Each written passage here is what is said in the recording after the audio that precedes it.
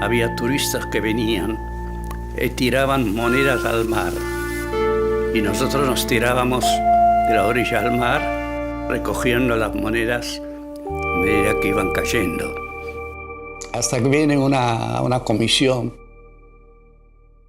de la solución final, que lo llamaban. Una comisión de oficiales nazis que vienen a Rodas para llevarnos.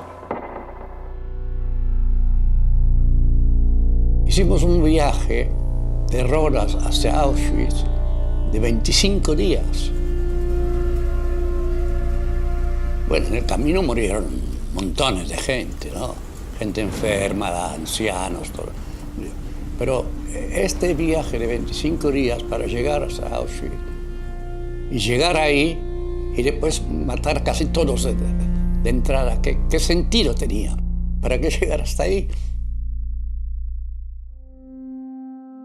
Cuando te preguntan por qué te salvaste. Y bueno, esto es lo que no sé.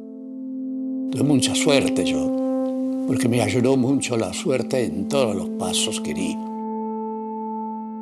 Hay una mano que a lo mejor me ayudaba siempre, me sacaba de los peligros de la muerte, que uno no sabe.